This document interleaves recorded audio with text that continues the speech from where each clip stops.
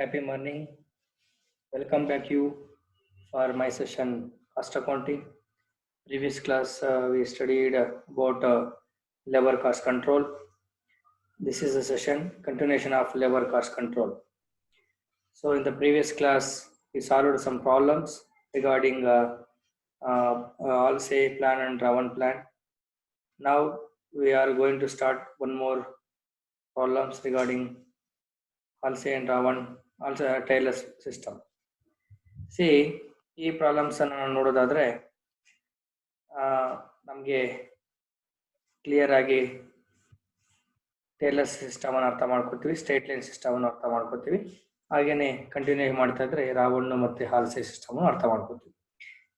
ಈ ಕಂಪ್ಲೀಟ್ ಆಗಿ ಸೆಷನ್ ಅಲ್ಲಿ ಫಸ್ಟ್ ಸ್ಟ್ರೈಟ್ ಲೈನ್ ಅನ್ನ ಮತ್ತೆ ನಮ್ಮ ಟೇಲರ್ ಸಿಸ್ಟಮ್ ಅನ್ನ ನಾವು ಕಲ್ತ್ಕೊಳ್ಳುವಂತ ಪ್ರಯತ್ನ ಮಾಡೋಣ. ಪ್ರಾಬ್ಲಮ್ ನಿಮ್ಮ ಮುಂದೆ ಹೇಗಿದೆ, ಫಸ್ಟ್ ಪ್ರಾಬ್ಲಮ್ ನ ನೀಟಾಗಿ ಓದಿ ಅರ್ಥ ಮಾಡ್ಕೋಬೇಕು. Problem: from the following particulars, calculate the earnings of workers under state piece rate basis and under Taylor's difference piece rate system basis. The standard time per piece 20 minutes, normal rate per hour 9 rupees. In a day 9 hours working, worker A produces 25 units and B produces 30 units. Differential to be applied. Problem alla avane kodbiditane. 80% of piece rate below standard and 120% of piece rate above standard. Clear ಆಗಿ ಅವನೇ ಕೊಡ್ತಾನೆ. ನಾವು ಟೇಲರ್ದು ಏನ್ specific ಆಗಿ ಕೊಟ್ಟಿದ್ದಾನೆ ಅದನ್ನ apply ಮಾಡೋಷ್ಟಿಲ್ಲ. ಅವನು problem ಅಲ್ಲಿ ಏನ್ ಮೆನ್ಷನ್ ಮಾಡಿದ್ದಾನೆ ಅದನ್ನೇ ನಾವು ಅಪ್ಲೈ ಮಾಡಬೇಕಾಗತ್ತೆ. ಸೊ ಪ್ರಾಬ್ಲಮ್ ನ ನೋಡ್ತಾ ಹೋಗೋಣ. ಸೊ ಫಸ್ಟ್ ಗೆ ನಾವು ಸ್ಟ್ರೈಟ್ ಪೀಸ್ ರೇಟ್ ಸಿಸ್ಟಮ್ ಅನ್ನ ಮಾಡೋಣ. ಸ್ಟ್ರೈಟ್ ಪೀಸ್ ರೇಟ್ ಸಿಸ್ಟಮ್ ಅಲ್ಲಿ ಮಾಡಬೇಕಾದ್ರೆ ನಾವೊಂದು ಅಷ್ಟೇ ಅದರದೇ ಆದೊಂದು ವರ್ಕಿಂಗ್ಸ್ ನ ಮಾಡ್ಕೋಬೇಕಾಗತ್ತೆ. ಆ ವರ್ಕಿಂಗ್ಸ್ ಏನಪ್ಪಾ ಅಂತಂದ್ರೆ calculations of normal piece rate or rate per unit ನ ಕ್ಯಾಲ್ಕುಲೇಟ್ ಮಾಡಬೇಕು ಸ್ಟೂಡೆಂಟ್ಸ್. ಇಲ್ಲಿ ಗಿವನ್ ಸ್ಟ್ಯಾಂಡರ್ಡ್ ಔಟ್ಪುಟ್ ಏನಿದೆ 20 ಮಿನಿಟ್ಸ್ ಇದೆ ಪರ್ ಯೂನಿಟ್ ನ ಪ್ರೊಡ್ಯೂಸ್ ಮಾಡೋದಕ್ಕೆ ಪ್ರಾಬ್ಲಮ್ ಅಲ್ಲಿ ಕೊಟ್ಟಿದ್ದಾನೆ. Thus 60 minutes is equals to 1 hour. ಅದೆಲ್ಲರಿಗೂ ಗೊತ್ತಿರುವಂತ ವಿಚಾರ. 60 ಡಿವೈಡ್ ಬೈ 20 ಯಾಕೆ ಮಾಡಿದೆ ಅಂತಂದ್ರೆ 20 ಮಿನಿಟ್ಸ್ ಅಂದ್ರೆ 20 ನಿಮಿಷಕ್ಕೆ ಒಂದು ಯೂನಿಟ್ ನ ಉತ್ಪಾದನೆ ಮಾಡ್ತಾನೆ.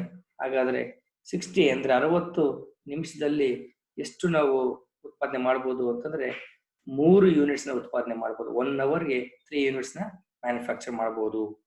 ಸೋ ಫಾರ್ ಅದಾದ್ಮೇಲೆ ನಮಗೆ ಇಲ್ಲಿ ನಮ್ಗೆ ಏನ್ ಸಿಗ್ತಾ ಇದೆ ಅಂತಂದ್ರೆ ರೇಟ್ ಪರ್ ಯೂನಿಟ್. ಈಗ ರೇಟ್ ಪರ್ ಯೂನಿಟ್ ಕ್ಯಾಲ್ಕುಲೇಟ್ ಮಾಡಿ ನಾರ್ಮಲ್ ಪೀಸ್ ರೇಟ್ ಬೇಕು ನಮ್ಗೆ. Normal piece rate is equal to rate per hour divide by standard output per hour. So problem ಅಲ್ಲಿ rate per hour given 9 rupees. Standard output ಈಗ ತಾನೇ ನಾವು ಕಂಡುಹಿಡಿದಿದ್ವಿ 3 units per hour. So divide ಮಾಡಿದ್ರೆ 3 rupees per unit ನಮಗೆ ಸಿಗುತ್ತೆ. So ಅದಾದ್ಮೇಲೆ ಈಗ ವೇಜಸ್ ಸ್ಟ್ರೈಟ್ ಪೀಸ್ ರೇಟ್ ಅಲ್ಲಿ ಮಾಡೋದು ಈಸಿ ಆಗುತ್ತೆ. Wages is equal to number of units produced into rate per unit. So ಅಲ್ಲಿಗೆ ಈ ಫಾರ್ಮಲ್ ನ ಸಬ್ಸ್ಟಿಟ್ಯೂಟ್ ಮಾಡೋಣ. A's worker A's wages is equal to 25 units output ತೆಗೆದಿದ್ದಾನೆ. 25 ಯೂನಿಟ್ಸ್ ಇಂಟು 3 rupees ಇಂದ multiply ಮಾಡಿದ್ರೆ 75 rupees ಪರ್ ಡೇಗೆ ಅವನು ವೇಜಸ್ ತಗೋತಾ ಇದ್ದಾನೆ ವಿದ್ಯಾರ್ಥಿಗಳೇ. ಬಿಸ್ ವೇಜಸ್ ಬಂದಾಗ B wages is equal to output ಬಂದು 30 ಯೂನಿಟ್ಸ್ ಔಟ್ಪುಟ್ ಅವನು ತೆಗೆದಿದ್ದಾನೆ. ಇಂಟು 3 rupees ಇಂದ ಮಲ್ಟಿಪ್ಲೈ ಮಾಡಿ 90 rupees ಪರ್ ಡೇಗೆ ಸಿಗುತ್ತೆ. ಸೊ ಅದನ್ನು ನಾವು ಪರ್ ಡೇಗೆ ಅವನ ವೇಜಸ್ ಆಗಿ ತಗೊಳ್ತೀವಿ. ಇಷ್ಟು ನಮಗೆ ಸ್ಟ್ರೈಟ್ ಪೀಸ್ ರೇಟ್ ಅಲ್ಲಿ. ನೆಕ್ಸ್ಟ್ ಟೇಲರ್ಸ್ ಅಲ್ಲಿ ಬಂದಾಗ ಟೇಲರ್ಸ್ ಅವ್ರದೇ ಆದಂತ ವರ್ಕಿಂಗ್ಸ್ ಅನ್ನ ಮಾಡ್ಕೋಬೇಕು. ಆ ವರ್ಕಿಂಗ್ಸ್ ನಮ್ಕೊಂಡು ಮುಂದೆ ಈ ತರ ಕಾಣಿಸ್ತಾ ಇದೆ. ಸೊ ವರ್ಕಿಂಗ್ಸ್ ಏನಪ್ಪಾ ಅಂದ್ರೆ ಸ್ಟ್ಯಾಂಡರ್ಡ್ ಔಟ್ಪುಟ್ ಬೇಕು ನಮ್ಗೆ. ಪ್ರಾಬ್ಲಮ್ ಅಲ್ಲಿ ಏನ್ ಕೊಡ್ತಾನೆ, so standard output in 20 minutes ಅಲ್ಲಿ 1 ಯೂನಿಟ್ ನ ಪ್ರೊಡ್ಯೂಸ್ ಮಾಡಬಹುದು ಅಂತ ಹೇಳ್ದ. ಸೊ ನಮಗೆ 60 ಮಿನಿಟ್ಸ್ಗೆ ಸೊ 3 ಯೂನಿಟ್ಸ್ ಅನ್ನ ಮ್ಯಾನುಫ್ಯಾಕ್ಚರ್ ಮಾಡಬಹುದು ಅಂತ ನಮ್ಗೆ ಗೊತ್ತಾಯ್ತು. ಸೊ ಆದ್ರೆ ಪರ್ ಡೇಗೆ ಎಷ್ಟು ಸ್ಟ್ಯಾಂಡರ್ಡ್ ಬೇಕಲ್ವಾ ನಮ್ಗೆ. ಸೊ ಒಂದು ಪರ್ ಡೇಗೆ 9 ಅವರ್ಸ್ ವರ್ಕ್ ಮಾಡ್ತಿದ್ದಾರೆ. ಸೊ 9 ಅವರ್ಸ್ ಇಂಟು 3 ಯೂನಿಟ್ಸ್ ನ ಮಲ್ಟಿಪ್ಲೈ ಮಾಡಿದ್ರೆ ಅಲ್ಲಿಗೆ ಡೇಗೆಲ್ಲ ಸೇರಿ 27 units can manufacture or produce by workers. This is the standard set by factory. So ಈಗ ಟೇಲರ್ಸ್ ಅಲ್ಲಿ ಡೈರೆಕ್ಟ್ ವೇಜಸ್ ಹೋಗೋಕ್ ಬದಲು before going to wages calculations we have to calculate efficiency of a workers. So efficiency of a workers ನ calculate ಮಾಡ್ಕೋಬೇಕಾಗತ್ತೆ. ಅದ್ರ ಫಾರ್ಮುಲಾನು ನಾವು ಕಂಡು ಮುಂದೆ ಈ ತರ ಇದೆ. ಆ ಫಾರ್ಮುಲಾಸ್ ಏನ್ ಹೇಳುತ್ತೆ ಅಂತಂದ್ರೆ efficiency is equal to actual output divide by standard output into 100. So formula a efficiency ನೋಡೋಣ. ಈಗ ಎ ಎಫಿಷಿಯನ್ಸಿ ಹೆಂಗಿದೆ ಅಂದ್ರೆ 25 ಯೂನಿಟ್ಸ್ ಅನ್ನ ಔಟ್ಪುಟ್ ಆಗಿದೆ ಔಟ್ ಆಫ್ 27 ಸ್ಟ್ಯಾಂಡರ್ಡ್ಗೆ ಇಂಟು 100 ನ ಮಲ್ಟಿಪ್ಲೈ ಮಾಡಿದ್ರೆ 92.6% ಅವನ ಎಫಿಷಿಯನ್ಸಿ ಮೀನ್ಸ್ ಲೆಸ್ ದೆನ್ 100% ಆಗಿದೆ. ಸೊ ಇನ್ ದ ಪ್ರಾಬ್ಲಮ್ ಅಲ್ಲಿ ಅವನೇ ಹೇಳಿದಾನೆ ಲೆಸ್ ದೆನ್ 100% ಅಥವಾ ಸ್ಟ್ಯಾಂಡರ್ಡ್ ಗಿಂತ ಸ್ಟ್ಯಾಂಡರ್ಡ್ ಅಂದ್ರೆ ಲೆಸ್ ದೆನ್ 100% ಅಂತ. ಸ್ಟ್ಯಾಂಡರ್ಡ್ ಅವನಿಗೆ ಲೆಸ್ ದೆನ್ ಸ್ಟ್ಯಾಂಡರ್ಡ್ ಇತ್ತು ಅಂದ್ರೆ 80% ಅನ್ನ ಪೀಸ್ ರೇಟ್ ಅನ್ನ ಕೊಡಿ ಅಂತ ಹೇಳಿದಾನೆ. ಸೊ ವೇಜಸ್ ಕ್ಯಾಲ್ಕುಲೇಟ್ ಮಾಡಬೇಕಾದ್ರೆ ಅದು ನಮ್ ಗಮನದಲ್ಲಿ ಇರಬೇಕು. Next B's efficiency. So 30 units output ತೆಗೆದಿದ್ದಾನೆ, ತೆಗಿಬೇಕಾಗಿದ್ದು ಪರ್ ಡೇಗೆ 27. ಸೊ ಇಂಟು 100 ಮಾಡಿದಾಗ ಅವನಿಗೆ 111.11% ಎಫಿಷಿಯನ್ಸಿ ಇದೆ. ಮೀನ್ಸ್ ಮೋರ್ ದೆನ್ 100% ಇದೆ ಅಂದ್ರೆ ಮೋರ್ ದೆನ್ ಸ್ಟ್ಯಾಂಡರ್ಡ್ ಇದೆ. ಸೊ ಆಗ ಆ ತರದವ್ರಿಗೆ 120% ಕೊಡಬೇಕು ನಾರ್ಮಲ್ ಪೀಸ್ ರೇಟ್ ಅನ್ನ ಅಂತ ನಮಗೆ ಪ್ರಾಬ್ಲಮ್ ಅಲ್ಲಿ ಸ್ಪೆಸಿಫಿಕ್ ಆಗಿ ಮೆನ್ಷನ್ ಮಾಡಿದ್ದಾನೆ. ಸೊ ಹಾಗಾಗಿ ಸೊ ನಾವು ನೋಟ್ ಕೊಟ್ಟಿದ್ದೀನಿ ವಿದ್ಯಾರ್ಥಿಗಳೇ ನಿಮ್ಗೆ ನೀಟಾಗಿ ಅರ್ಥ ಆಗೋದಕ್ಕೆ.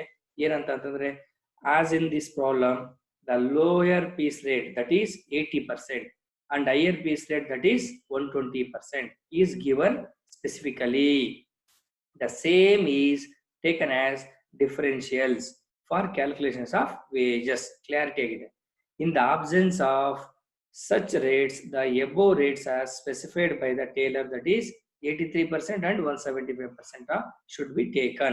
Suppose on ಕೊಟ್ಟಿರ್ಲಿಲ್ಲ ಅಂತಂದ್ರೆ ಟೇಲರ್ಸ್ ಒರಿಜಿನಲ್ ಆಗಿ ಹೇಳಿದ್ನಲ್ಲ 83% below the standard, above the standard must be given 175% ಅಂತ ಹೇಳಿದ್ದ. ಅದನ್ನ ಅಪ್ಲೈ ಮಾಡ್ತಿದ್ವಿ. ಬಟ್ ಇಲ್ಲಿ ಅದನ್ನ ಅಪ್ಲೈ ಮಾಡೋಷ್ಟಿಲ್ಲ. ಯಾಕೆಂದ್ರೆ ಪ್ರಾಬ್ಲಮ್ ಅಲ್ಲಿ ಅವನು 80% ಅಂಡ್ 120% ಅವನೇ ಸ್ಪೆಸಿಫಿಕ್ ಆಗಿ ಕೊಟ್ಟಿದ್ದಾನೆ. ಸೊ ಹಾಗಾಗಿ ನಾವು ಕ್ಯಾಲ್ಕುಲೇಷನ್ಸ್ ಅನ್ನ ಅದನ್ನೇ ತಗೊಂಡು ಮಾಡೋಣ. ಸೊ ವೇಜಸ್ ಅನ್ನ ಕ್ಯಾಲ್ಕುಲೇಟ್ ಮಾಡಬೇಕಾದ್ರೆ ಫಾರ್ಮುಲಾ ಲೈಕ್ ದಿಸ್. ಸೊ ಫಾರ್ಮುಲಾದಲ್ಲಿ earnings is equal to number of units produced into normal piece rate into differentials applicable. So ಈಗ ನಮ್ಮ ಹತ್ರ ಎ ವೇಜಸ್ ಕ್ಯಾಲ್ಕುಲೇಟ್ ಮಾಡಬೇಕಾಗಿರೋ ಎಲ್ಲಾ ಡೀಟೇಲ್ಸ್ ನಮ್ಮ ಹತ್ರ ಇದೆ. S wages is equal to 25 units manufacture or produced into per unit is equal to 3 rupees into 80% of efficiency, 80% of standard ಕೊಡಬೇಕು. Normal piece rate ಅಂತ ಹೇಳಿದ್ರಲ್ಲ ಅದನ್ನ ಮಲ್ಟಿಪ್ಲೈ ಮಾಡಿದ್ರೆ 60 rupees ಪರ್ ಡೇಗೆ ಬರುತ್ತೆ. ನೆಕ್ಸ್ಟ್ ಬೀಸ್ ವೇಜಸ್ಗೆ ಬೇಕಾಗಿರೋ ಇನ್ಫಾರ್ಮೇಶನ್ ಇದೆ. 30 units output into 3 rupees multiply ಮಾಡಿ ಬರುವಂತ ಅಮೌಂಟ್ಗೆ 120% ಅನ್ನು ಮಲ್ಟಿಪ್ಲೈ ಮಾಡಿದ್ರೆ ಸೊ 108 rupees ಪರ್ ಡೇ ಸಿಗತ್ತೆ. ಇದು ನಮ್ಗೆ ಸ್ಟ್ರೈಟ್ ಲೈನ್ ಅಲ್ಲೂ ಮತ್ತೆ ಟೇಲರ್ಸ್ ಮೆಥಡ್ ಅಲ್ಲೂ ನಮ್ಗೆ ಒಂದು ಬಿ ಸೆಕ್ಷನ್ ಬಿಗೆ ಬ್ಯಾಂಗ್ಳೂರ್ ಯೂನಿವರ್ಸಿಟಿಯಲ್ಲಿ ಕೇಳಿರುವಂತ ಒಂದು ಪ್ರಾಬ್ಲಮ್ ಆಗಿದೆ ವಿದ್ಯಾರ್ಥಿಗಳೇ. ಸೊ ಇದನ್ನ ಇನ್ನೂ ಒಂದು ಪ್ರಾಬ್ಲಮ್ ಮಾಡೋದ್ರ ಮುಖಾಂತರ ಸೊ ಇನ್ನೂ ನಾವು ಒಂದಷ್ಟು ಅರ್ಥ ಮಾಡ್ಕೊಳ್ಳೋ ಒಂದು ಪ್ರಯತ್ನ ಮಾಡ್ತೀವಿ. ನೋಡಿ ಈಗ let us start second problem. So problem ಈ ತರ ಇದೆ, ನೀಟಾಗಿ ಎಲ್ಲರೂ ಓದ್ಕೊಳ್ಳಿ. ಸೊ ಪ್ರಾಬ್ಲಮ್ ಅನ್ನು ನಾನು ಓದ್ತೀನಿ, ಒಮ್ಮೆ ಗಮನಿಸಿ. Calculate the earnings of worker A and B under straight piece rate system under Taylor's difference piece rate system from the following particulars. So normal rate per hour 45 rupees ಇದೆ. Standard time per unit is equal to 20 seconds ಇದೆ. Differential to be applied 80% of the piece rate below standard and 120% of the piece rate and above standards. So worker A produces 1300 units per day and worker B produces 1500 units per day. So ಇಷ್ಟು ನಮ್ಮ problem ಅಲ್ಲಿ ಕೊಟ್ಟಿದ್ದಾನೆ. So first ಗೆ ನಾವೇನ್ ಮಾಡಬೇಕು, same problem ಸ್ವಲ್ಪ little bit changes ಆಗಿದೆ ಅಷ್ಟೇ. ಸೊ ನಿಮಗೆ ಈಸಿ ಆಗ್ಲಿ ಅಂತ ಅಲ್ಲಿ ಸ್ವಲ್ಪ ಚೇಂಜಸ್ ಮಾಡಿದೀನಿ ಅಷ್ಟೇ. Under straight piece rate system ಅಲ್ಲಿ ಮಾಡಬೇಕು ಅಂತ. ಅದ್ರಲ್ಲಿ ಫಸ್ಟ್ ಕ್ಯಾಲ್ಕುಲೇಷನ್ಸ್ ಏನ್ ಮಾಡಬೇಕು, ವರ್ಕಿಂಗ್ಸ್ ನಾರ್ಮಲ್ ಪೀಸ್ ರೇಟ್ ಅಥವಾ ರೇಟ್ ಪರ್ ಯೂನಿಟ್ ನ ಕ್ಯಾಲ್ಕುಲೇಟ್ ಮಾಡಬೇಕು. ಯಾಕೆಂದ್ರೆ ಪ್ರಾಬ್ಲಮ್ ಅಲ್ಲಿ ಕೊಟ್ಟಿಲ್ಲ ಅವ್ನು ರೇಟ್ ಪರ್ ಯೂನಿಟ್. ಸೊ ಹಾಗಾಗಿ what they given in the problem 20 seconds ಒಂದು ಯೂನಿಟ್ ಮ್ಯಾನುಫ್ಯಾಕ್ಚರ್ ಮಾಡಬಹುದಂತೆ, 20 seconds. ಸೊ ಆದ್ರೆ 60 seconds ಅನ್ನೋದು 1 ನಿಮಿಷ, ಅದೆಲ್ಲರಿಗೂ ಗೊತ್ತು. So 60 seconds divided by 20 seconds. So 3 units produce ಮಾಡಬಹುದು ನಾವು 1 ನಿಮಿಷದಲ್ಲಿ. ಸೊ ಹಾಗಾದ್ರೆ 1 hourಗೆ 60 minutes. ಸೊ ಅಲ್ಲಿಗೆ 60 into 3 ಮಲ್ಟಿಪ್ಲೈ ಮಾಡಿದ್ರೆ 180 units can produce for 1 hour. 1 hourಗೆ ಪ್ರೊಡ್ಯೂಸ್ ಮಾಡಬಹುದು. ಸೊ ಹಾಗಾದ್ರೆ so rate per unit or normal piece rate ಮಾಡೋದಂದ್ರೆ rate per hour is equal to ಅಥವಾ piece rate normal piece rate is equal to rate per hour divide by standard output per hour is equal to 45 rupees rate per hour ಇದೆ divide by 1 hourಗೆ 180 units manufacture ಮಾಡಬಹುದು. Calculate ಮಾಡಿದ್ವಿ, ಅಲ್ಲಿಗೆ 0.25 per ಯೂನಿಟ್ಗೆ ನಾವು manufacture ಮಾಡಬಹುದು. Clear ಆಗಿದೆ. So ಈಗ ನಮ್ಗೆ ಸ್ಟ್ರೈಟ್ ಲೈನ್ ಅಲ್ಲಿ ಮಾಡುವಂತ ಮಾಡಬೇಕಾಗಿರೋ ವೇಜಸ್ ಕಂಡುಹಿಡಿದಕ್ಕೆ ಬೇಕಾಗಿರೋ ಇನ್ಫಾರ್ಮೇಶನ್ ಎಲ್ಲ ಅವೈಲೇಬಲ್ ಇದೆ. ಸೊ ಪ್ರಾಬ್ಲಮ್ ನ ಮಾಡಿ A wages is equal to ಆ ಫಾರ್ಮುಲಾ ಅಪ್ಲೈ ಮಾಡ್ತೀವಿ. Normal units produce into rate per unit. A's wages is equal to 1300 units into 0.25 multiply ಮಾಡಿದ್ರೆ 325 rupees ಪರ್ ಡೇ ಅವನು ಅರ್ನ್ ಮಾಡ್ತಿದ್ದಾನೆ. ಸೊ ಹಾಗೇನೆ B's wages is equal to 1500 units ಇದೆ into at the rate of 0.25 multiply ಮಾಡಿದ್ರೆ 3075 rupees per ಡೇಗೆ earn ಮಾಡ್ತಿದ್ದಾನೆ. So next stage Taylor's ಅಲ್ಲಿ ಮಾಡಬೇಕು. ಟೇಲರ್ಸ್ ಅಲ್ಲಿ ಮಾಡ್ಬೇಕಾದ್ರೆ ಸೇಮ್ ವರ್ಕಿಂಗ್ಸ್ ಪ್ರೀವಿಯಸ್ ಪ್ರಾಬ್ಲಮ್ ಅಲ್ಲಿ ನಾವೇನ್ ಮಾಡಿದ್ವಿ ಅದೇ ತರ ವರ್ಕಿಂಗ್ಸ್ ಅನ್ನ ನಾವು ಕ್ಯಾಲ್ಕುಲೇಟ್ ಮಾಡಬೇಕು. ಸ್ಟ್ಯಾಂಡರ್ಡ್ ಔಟ್ಪುಟ್ ನ ಕಂಡುಹಿಡಬೇಕು. ಪ್ರಾಬ್ಲಮ್ ಅಲ್ಲಿ ಗಿವನ್ ಸ್ಟ್ಯಾಂಡರ್ಡ್ ಎಷ್ಟಿದೆ, standard output 20 seconds is equal to 1 unit ಅಂತ ಹೇಳ್ತಾನೆ. ಸೊ 20 seconds ನ ಅವನು 1 minute ಗೆ ಕನ್ವರ್ಟ್ ಮಾಡ್ಕೊಂಡ್ವಿ.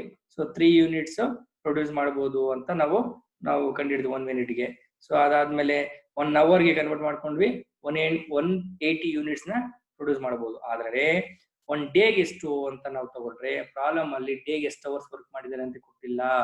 But according to the labour act standard hours ಅಂತ 1 ಡೇಗೆ 8 hours ಫಿಕ್ಸ್ ಮಾಡಿದ್ದಾರೆ. ಸೊ ಅದರಂತೆ ನಾವು ಅಸ್ಯೂಮ್ ಮಾಡ್ಕೊಂಡು ತಗೊಂಡಿದ್ದೀನಿ. 8 hours ಇಂಟು 180 units ಮಲ್ಟಿಪ್ಲೈ ಮಾಡಿದ್ರೆ 1440 units ಆರ್ ಪ್ರೊಡ್ಯೂಸ್ಡ್ ಮಾಡಬಹುದು. ನೋಟ್ ಅಲ್ಲಿ ಕೊಟ್ಟಿದ್ದೀನಿ ನೋಡಿ 8 hours as per the labour act ಅಂತ. So right. ಸೊ ಅದಾದ್ಮೇಲೆ ಕ್ಯಾಲ್ಕುಲೇಷನ್ಸ್ ಆಫ್ ಎಫಿಷಿಯನ್ಸಿ ಮಾಡ್ಬೇಕಲ್ವಾ. So calculations of efficiency of individual workers. So formula like this: efficiency is equal to actual output divide by standard output into 100 ಮಾಡಿದಾಗ S efficiency ನೋಡೋಣ. S efficiency like this. C 1300 individual ಆಗಿ ಅವನ ಹೇಗೆ output ಬಂದಿದೆ. 1440 is standard into 100 multiply ಮಾಡಿದ್ರೆ 90.27. So ಇಲ್ಲೂ ಅಷ್ಟೇ problem ಅಲ್ಲಿ ನೇರವಾಗಿ ಕೊಟ್ಬಿಟ್ಟಿದ್ದಾನೆ 80% ಅನ್ನ ಕೊಡಿ because is efficiency is less than 100%. Standard ಎಫಿಷಿಯನ್ಸಿಗಿಂತೂ ಕಡಿಮೆ ಯಾರು ಇರುತ್ತೆ, ಲೆಸ್ ದನ್ ಸ್ಟ್ಯಾಂಡರ್ಡ್ ಎಫಿಷಿಯನ್ಸಿ ಇರುತ್ತೆ, ಅವರಿಗೆ 80% ಆಫ್ ನಾರ್ಮಲ್ ಪೀಸ್ ರೇಟ್ ಕೊಡಿ ಅಂತ ಹೇಳ್ತಾರೆ. ಸೊ ಪ್ರಾಬ್ಲಮ್ ನ ವೇಜಸ್ ಕ್ಯಾಲ್ಕುಲೇಟ್ ಮಾಡಬೇಕಾದ್ರೆ ಗಮನದಲ್ಲಿ ಇಟ್ಕೊಳ್ಳೋಣ. ನೆಕ್ಸ್ಟ್ ಬೀಸ್ ಎಫಿಷಿಯನ್ಸಿ 1500 ಅವನು ಔಟ್ಪುಟ್ ತೆಗೆದಿದ್ದಾನೆ out of 1440 ಸ್ಟ್ಯಾಂಡರ್ಡ್ಗೆ.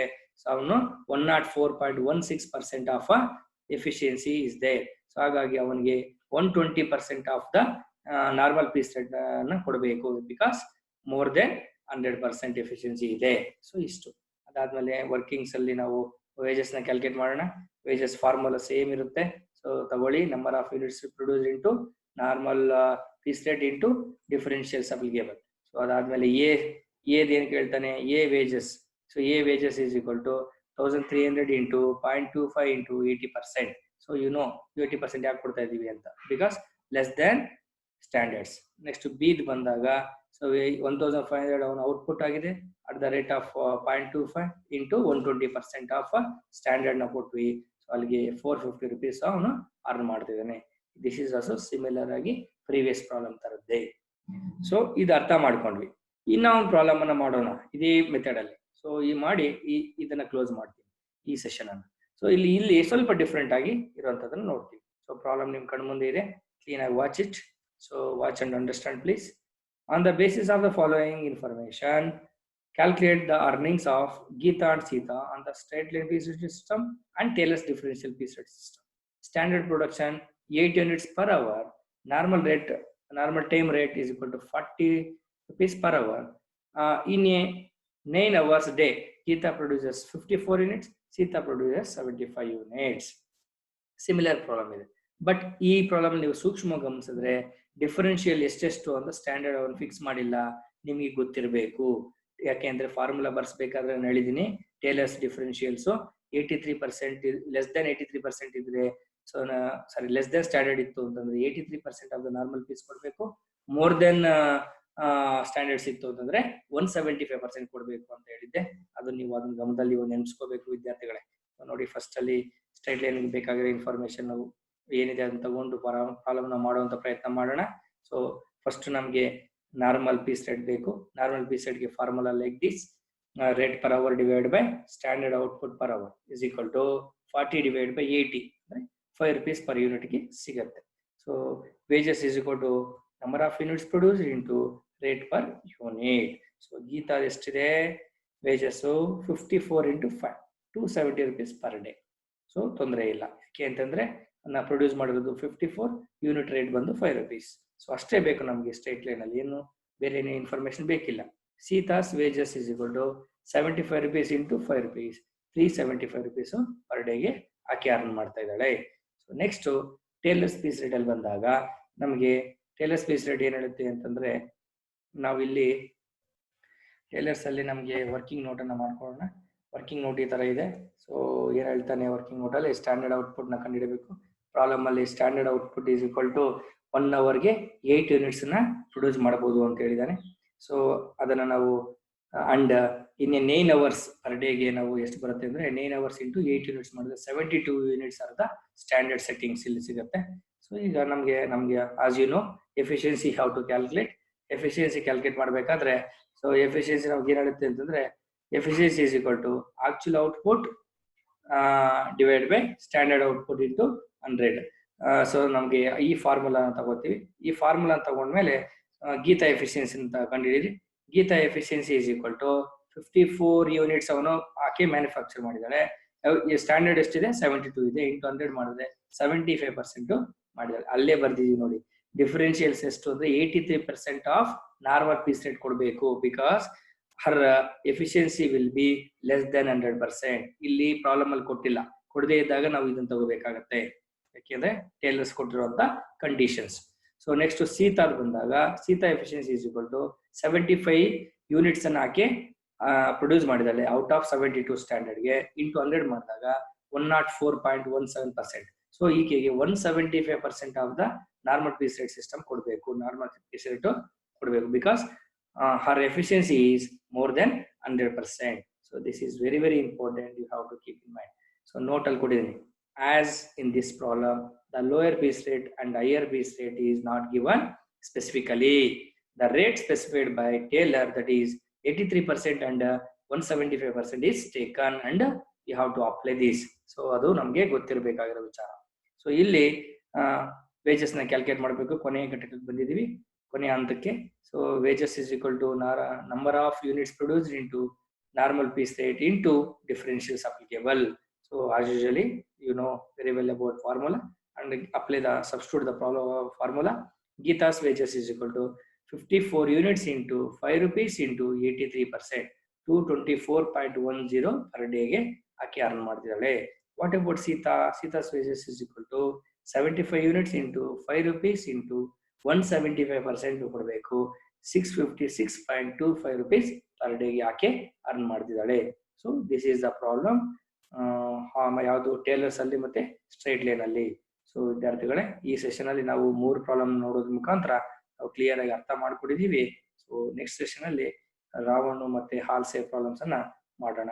Thank you one and all.